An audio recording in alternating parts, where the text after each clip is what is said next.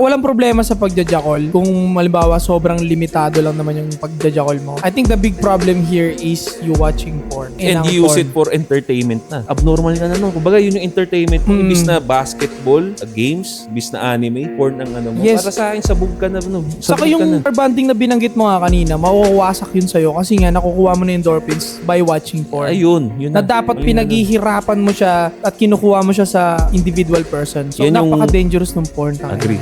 100% agree. Tinuro nga rin to sa NoFap movement, no, na ang panonood nga ng porn, in short, will make you lazy in terms of reaching your goal, getting the girl of your dreams. Kasi nga, imbis na magpalaki ka ng katawan mo, magpabango ka, mag-hygiene ka, para makuha yung ekop ng babae, igaganon mo na lang. Yes. Masturbate is instant gratification. Again, imbis na paghirapan mo yun, nyadjawal mo na, nilalabas mo na. So wala ka na. Sasabihin, iisip mo na, okay na to. Hindi ko na kailangan magbuhat, magpabango, mag-hygiene kasi jawal ko na. Happy na ako eh.